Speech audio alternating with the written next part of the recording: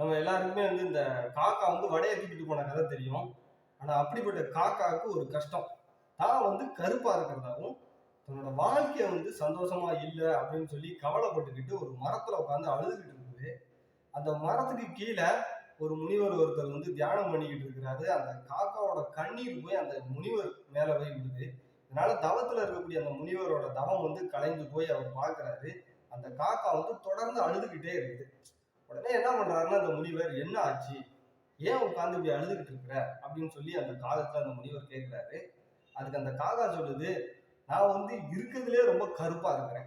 எவ்வளவோ பறவைகள் இருக்குது, எல்லாத்துலயுமே பாத்தீங்கன்னா நான் தான் ரொம்ப கருப்பா இருக்கிறேன். அடுத்தது என்னோட வாழ்க்கையை பாருங்க, சந்தோஷமாவே இல்லை. யாருக்குமே என்னை பிடிக்க மாட்டேங்குது. ஏதோ சாப்பாடு வைக்கிறாங்க, ஒரு அமாவாசை ஆச்சு அப்படின்னா, இல்ல காலையில ஏதோ ஒரு நேரத்துல சாப்பாடு வைக்கிறாங்க. மத்த நேரம் நான் அம்மா போனேன்னா கண்டுக்க கூட மாட்டேங்கிறாங்க. என்னோட வாழ்க்கையும் ஹேப்பியா இல்ல, நானும் கருப்பா இருக்கிறேன் அப்படின்னு சொல்லி அந்த காகம் சொல்லுது. அதுக்கு அந்த முனிவர் சொல்றாரு, சரி, நான் உனக்காக ஒரு வரம் தரேன். நீ போய் எந்த பறவை வந்து சந்தோஷமா இருக்குது அப்படின்னு நீ பார்த்துட்டு வரையோ, அந்த பறவை கூட நான் உன்னை மாத்தி தரேன், உனக்காக நான் ஒரு வரம் தருகிறேன் அப்படின்னு சொல்லி அந்த முனிவர் சொல்றாரு.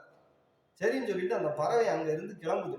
தான் கருப்பு, தன்னை விட வெள்ளையா இருக்கக்கூடிய ஒரு அன்னப்பறவை போய் பார்க்குது. அந்த அன்னப்பறவை வந்து குளத்துல இருக்குது. அந்த அன்னப்பறவைகிட்ட போய், நீ எவ்வளவு அழகா வெள்ளையா இருக்கிற, எவ்வளவு சந்தோஷமா இருக்கிற, ஆனா என்னைய பாரு, நான் எவ்வளவு கருப்பா இருக்கிறேன், என் வாழ்க்கை வந்து சந்தோஷமா இல்லை அப்படின்னு சொல்லி அந்த காக்கா சொல்லுது.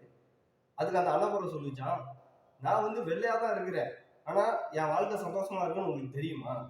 நீ கருப்பா இருக்கிற, நான் வெள்ளையா இருக்கிறேன், அவ்வளவுதான் வித்தியாசம். மற்றபடி என் வாழ்க்கை சந்தோஷமாவே இருக்கிறது கிடையாது. நான் அந்த குளத்திலே தான் சுத்திக்கிட்டு இருக்கிறேன்.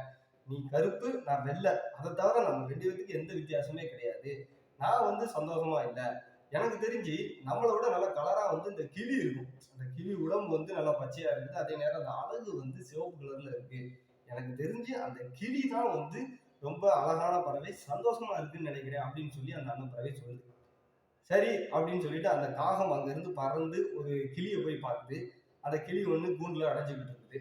அந்த கிளிகிட்ட போய் சொல்லுது, நீ எவ்வளவு அழகான ஒரு பறவை, நீ எவ்வளவு சந்தோஷமா இருக்கிற, பாரு உனக்கெல்லாம் சாப்பாடு கொடுத்துருக்குறாங்க, தண்ணி வச்சிருக்கிறாங்க, உனக்கு வந்து நிறைய வேண்டிய நேரத்துல எல்லாம் கொடுக்குறாங்க, எல்லாரும் அன்பா பார்த்துக்கிட்டு இருக்கிறாங்க, நீ தானே சந்தோஷமான பறவை அப்படின்னு சொல்லி அந்த காகம் கேட்குறான்.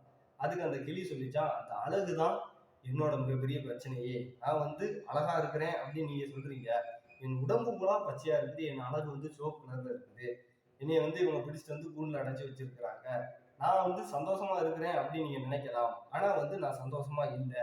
என்னால சுதந்திரமா பறந்து போக முடியல, இந்த கூண்டுலயே தான் இருக்க முடியுது, இவங்க கொடுக்குற சாப்பாட்டை தான் நான் சாப்பிடணும், இவங்க என்ன செய்யறாங்களோ அதை தான் என்னாலே செய்ய முடியும். அதனால நான் வந்து சந்தோஷமான பறவை கிடையாது. என்னைய விட அழகா மயில் இருக்குது, அந்த மயிலோட தோகைகள்ல எத்தனையோ வண்ணங்கள் இருக்குது, ரொம்ப அழகா இருக்குது. அதனால எனக்கு தெரிஞ்சு அந்த மயில் தான் ரொம்ப சந்தோஷமான பறவையா இருக்கும், நீ போய் மயில போய் பாரு அப்படின்னு சொல்லி அந்த கிளி வந்து காக்கிட்ட சொல்லுது. உடனே அந்த காக்கா அங்க இருந்து கிளம்பி ஒரு மயில பார்க்கும் போது ஒரு மிகப்பெரிய ஜூல வந்து அடைச்சு வச்சிருக்கிறாங்க. அந்த மயில்கிட்ட போய், நீ தானே ரொம்ப அழகான ஒரு பறவை, பார்க்கறதுக்கு பாரு எவ்வளவு அழகழகான ஒரு, உனக்கான தோகைகள் இருக்குது, ரொம்ப அழகழகான தோகை இருக்குது, நிறைய வண்ணங்கள் இருக்குது, நீ வந்து எவ்வளவு அழகா இருக்கிற, உன்னை எத்தனையோ பேர் பார்க்குறாங்க, நிறைய பேர் உன் கூட நின்று போட்டோ எடுக்கிறாங்க, நீனால ரொம்ப அழகான பறவை, அதே நேரத்துல ரொம்ப சந்தோஷமான பறவை அப்படின்னு சொல்லுது.